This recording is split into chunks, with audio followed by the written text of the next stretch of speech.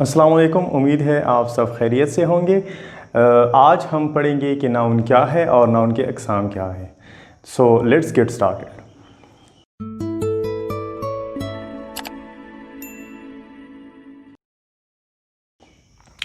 अच्छा, तो सबसे पहले पिछली क्लासों में हमने ये पढ़ा था कि लेटर्स जो है आपस में इकट्ठे होकर क्या बनाता है, वर्ड बनाता है और फिर वर्ड के बाद सेंटेंस। ठीक है, फिर सेंटेंस बनता है।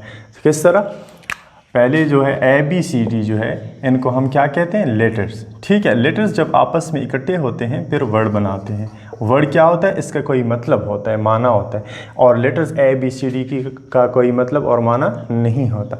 ठीक है, वर्ड जो है इसका फिर एक माना होता है, लेकिन पूरी बात ये फिर भी कन्वे नहीं करता, यानी पूरी बात को पूरा मतलब इसका भी नहीं होता। मैं इसका मिसाल दूंगा। अगर मैं कहूँ कि फॉर एग्ज़ाम्पल वर्ड्स कैट, ठीक है, तो आप क्या समझेंगे? कोई मैसेज मैं आपको नहीं पहुंचा सकता सिर्फ एक वर्ड से। तो मैं फिर क्या कहूँगा? पूरा एक जुमला कहूँगा। जुमले में क्या होंगे कि वर्ड्स आपस में कंबाइन होकर फिर सेंटेंस बनाते हैं। ठीक है, यानी कि लेटर्स से वर्ड बनता है और वर्ड्स आपस में इकट्ठे होकर सेंटेंस बनता है। ठीक है, लेटर्स ABCD, वर्ड्स इस तरह cat CAT, BALL ball, APPLE apple, ये वर्ड्स हो गए। ठीक है, वर्ड्स के बाद फिर सेंटेंस। अगर मैं कहूँ कि माई नेम इज़ कामरान, मेरा नाम कामरान है, तो ये पूरी बात है, ये एक जुमला है। His father is a doctor, उसका वालिद डॉक्टर है, तो क्या है? ये पूरी बात है और ये पूरा जुमला है। ठीक है, तो आज फिर लेटर्स के दो अक़साम हैं। एक को हम वावल्स कहते हैं और दूसरे को कॉन्सोनेंट्स कहते हैं। ठीक है, और कॉन्सोनेंट्स। ठीक है, अच्छा,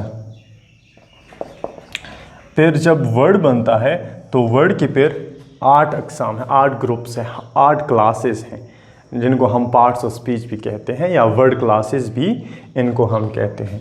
इनमें से पहले नंबर पे है नाउन, फिर है प्रोनाउन, फिर है वर्ब, फिर है एडजेक्टिव, एडवर्ब, कंजक्शन, इंटरजेक्शन। ठीक है, प्रीपोजिशन भी है।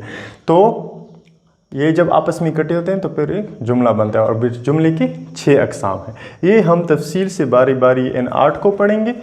ये तो ऑलरेडी हमने पढ़ लिया है, इन 8 को पढ़ेंगे, फिर सेंटेंस में को पढ़ेंगे कि इन सेंटेंस क्या है और 6 अक़साम कौन कौन से हैं। ठीक है,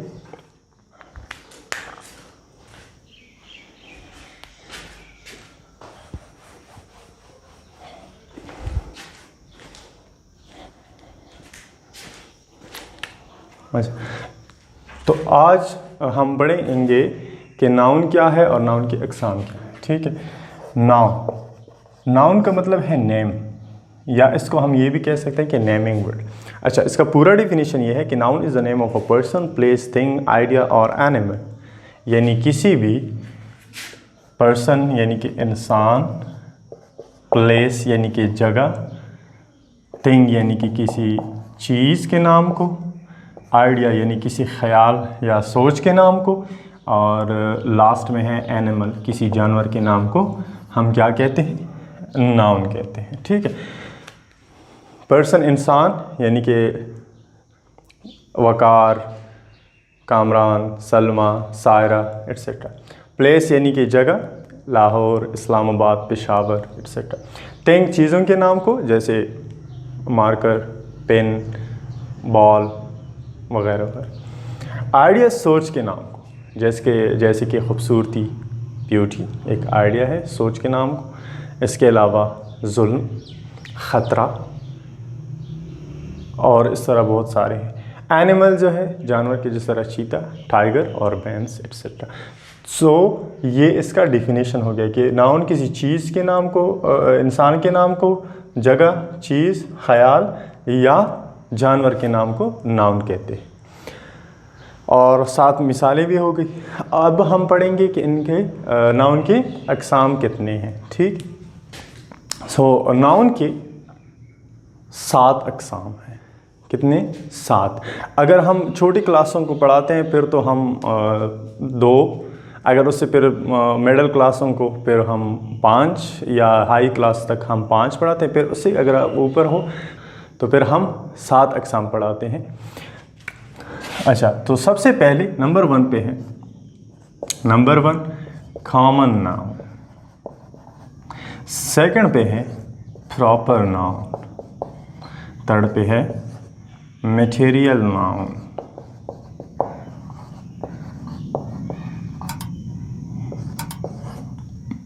चार पे है कलेक्टिव नाउन,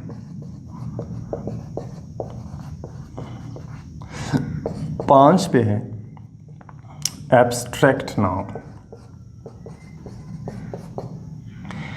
और छठे नंबर पे है कंपाउंड नाउन,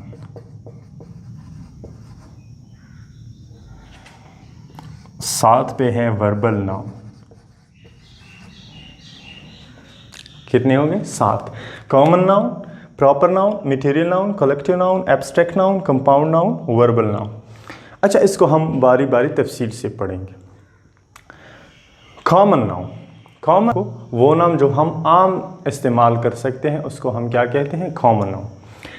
देखें, अगर मैं कहूँ कि बॉय, लड़का, तो लड़का अभी हर एक लड़के को मैं लड़का कह सकता हूँ, लेकिन इसका जो उलट है वो है प्रॉपर नाउन। अगर एक लड़के का नाम है वकार, तो वकार उसी ही का नाम होगा। हर एक बंदे को मैं वकार नहीं कह सकता। हाँ, वकार के नाम से 2 बंदे भी हो सकते, 3 बंदे, लेकिन हर एक लड़के को मैं वकार नहीं कह सकता। और लड़का, हर एक लड़के को मैं लड़का कह सकता हूँ। अगर वो जर्मनी में है तब भी मैं कह सकता हूँ कि ये लड़का है, और अगर वो पाकिस्तान में है, इंडिया में है, जहाँ भी है, ठीक है, तो उसे मैं लड़का कह सकता हूँ। जो वो आए है ये कॉमन नाउन है। अगर मैं कहूँ कि डॉग, तो डॉग क्या है? कॉमन नाउन है। इसको हम आम तरीके से जहाँ पे भी डॉग है उसको हम कुत्ता, डॉग कह सकते हैं, ठीक है, तो ये कॉमन नाउन है। अच्छा, तो कॉमन नाउन की मिसालें, for example country, boy, woman, man, और विलेज, सिटी, ठीक। Proper noun, Allama Iqbal, Waqar, Islamabad, Peshawar, Lahore, Al-Shifa hospital, ठीक है, तो ये क्या है? प्रॉपर नाउन है। अभी बुक जो है, हर किताब को हम किताब कह सकते हैं, ठीक है, तो ये बुक क्या है? कॉमन नाउन है। लेकिन प्रॉपर नाउन, अगर मैं कहूँ कि कुरान, तो ये क्या है? प्रॉपर नाउन है। अगर मैं कहूँ कि बाइबल, तो बाइबल क्या है? प्रॉपर नाउन है। कुरान क्या है? प्रॉपर नाउन है, क्योंकि हर किताब को आप कुरान और बाइबल नहीं कह सकते, और किताब हर एक को कह सकते हैं। तो किताब कॉमन है और बाइबल प्रॉपर है, ठीक। मटेरियल नाउन, ऐसा नाउन जो हम एक कायनात में एक ऐसी चीज़ मौजूद हो जिससे और चीज़ें बनाई जा सके, उसको हम क्या कहते हैं? मटेरियल नाउन, ठीक है। अब मैं मिसाल दूँ, फॉर एग्जांपल फ्लोर है, यानी कि आटा, आटे से हम बहुत सारी चीज़ें बनाते हैं, तो फ्लोर क्या है? मटेरियल नाउन है। गोल्ड, सोना, सोने से हम मुख्तलिफ़ किस्म की चीज़ें बनाते हैं, ज़ेवरात वगैरह, तो वो क्या है? कॉमन मटेरियल नाउन है। मैं कहूँ वुड, लकड़ी, तो लकड़ी क्या है? मटेरियल नाउन, क्योंकि लकड़ी से मुख्तलिफ़ किस्म चीज़ें बनाई जा सकती, ठीक।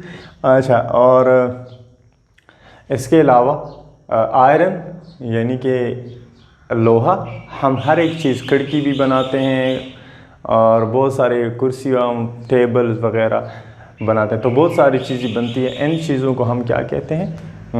इस नाउन को हम मटेरियल नाउन कहते हैं। और मटेरियल नाउन के बारे में आपको ये बताऊं कि जब मटेरियल नाउन आ जाए तो उसके सामने आर्टिकल्स नहीं लगता। इंग्लिश में जो आर्टिकल्स ना, ए, एन, दी, ये इनके सामने नहीं बनता। लेकिन अगर वो हो जाए तो, अगर कहीं पे आपने दी देख लिया, दी, THE, तो वहाँ पे फिर ये उसका ये मतलब नहीं होगा। उसका मैं मिसाल दूंगा, वुड जो है लकड़ी को कहते हैं, ठीक है, ये मटेरियल नाउन है। लेकिन अगर कहीं पे आपने देखा कि द वुड लिखा है, यहाँ पे दी आर्टिकल इस्तेमाल हुआ है, तो फिर इसका मतलब लकड़ी नहीं है बल्कि है जंगल, ठीक है।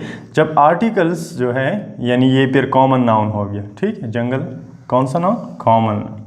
तो वो मैं ये कह रहा था कि यहाँ इस मटेरियल नाउन के सामने आर्टिकल्स नहीं लगते, लेकिन अगर लग जाए तो फिर कौन नाउन बनते हैं। वुड का मतलब है लकड़ी, लेकिन अगर द वुड हो फिर उसका मतलब है जंगल, ना कि लकड़ी। ठीक, फिर उसके बाद है कलेक्टिव नाउन। कलेक्टिव नाउन जब किसी चीज़ के मजमूए को हम एक नाम देते हैं तो उसको फिर कलेक्टिव नाउन कहते हैं। फॉर एग्जांपल, खिलाड़ी 11 इकट्ठे होते हैं तो हम फिर उसे नाम देते हैं टीम। तो टीम क्या है? कलेक्टिव नाउन है। आर्मी यानी सोल्जर्स जब आपस में इकट्ठे होते हैं तो हम क्या कहते हैं? आर्मी। इस तरह अगर जानवरों का रेवड़, ठीक है, फ्लॉक, ठीक, तो फ्लॉक ऑफ शीप जो भेड़ का होता है। और इसके अलावा जो मक्खियाँ हैं ना, शहद की मक्खियाँ, उसके सेल को क्या कहते हैं? स्वार्म। ठीक है, तो इस स्वार्म है फ्लीट, बेड़ा, जहाज़े जो बहरी जहाज़ इकट्ठे होते हैं एक भी जगह पे तो हम उसे क्या कहते हैं? फ्लीट कहते हैं। ठीक, अच्छा, इसके अलावा बहुत सारे हैं। क्लास है, स्टूडेंट्स इकट्ठे हो जाएं एक ही जगह पे हम उसके क्लास कहते हैं। तो क्लास क्या है? ये भी कलेक्टिव नाउन है। तो क्लास, फ्लीट यानी कि बेड़ा, स्वार्म यानी कि सेल, क्लास और फ्लॉक यानी कि रिवर, एट्सेट्रा, इनको हम क्या कहते हैं? कलेक्टिव नाउन कहते हैं। इसके अलावा जो स्टार्स को एक जगह पे हम क्या कहते हैं? गैलेक्सी। तो गैलेक्सी क्या है? Collection of stars.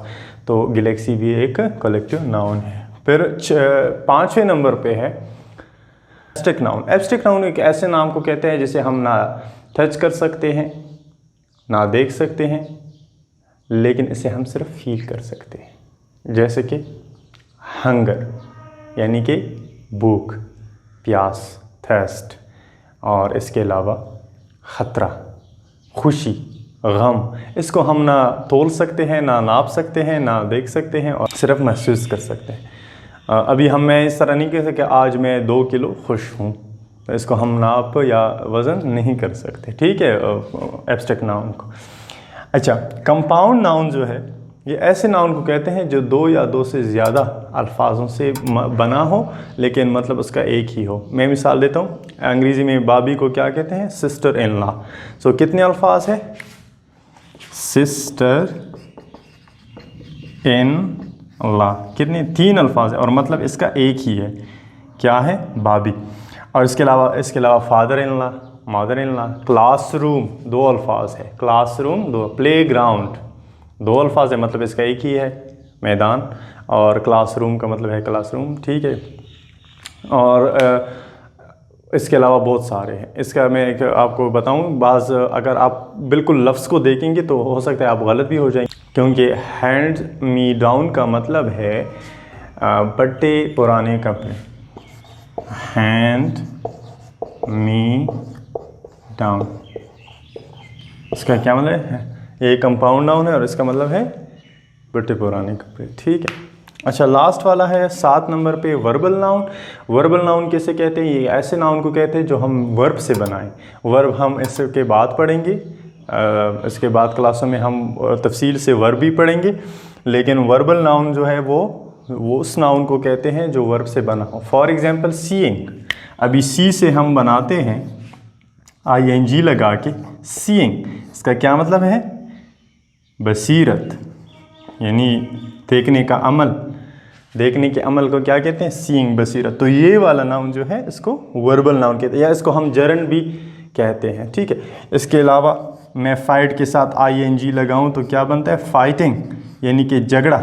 ठीक है, तो ये वाला भी नाउन है, और ये इसको हम क्या कहते हैं? Verbal noun. वर्बल नाउन को हम वर्ब से बनाते हैं ING लगा के। ठीक है, तो आज के लिए इतना ही काफ़ी है। इंशाल्लाह हम आने वाले दिनों में मज़ीद चीज़ों को डिस्कस करेंगे। अल्लाह हाफिज़। जी दोस्तों, अगर आप मेरे काम को पसंद करते हैं तो प्लीज़ अपने दोस्तों के साथ शेयर करें, और साथ ही मुझे कमेंट में ये भी बताएं या तजवीज़ करें मुझे कि क्या मुझे ग्रामर के साथ साथ कुछ स्टडी के टिप्स भी शेयर करनी चाहिए या नहीं, या सिर्फ़ और सिर्फ ग्रामर को पढ़ाना चाहिए। तो कमेंट बॉक्स में मुझे बताएं। आप सब लोगों का बहुत शुक्रिया। अल्लाह हाफ़िज़।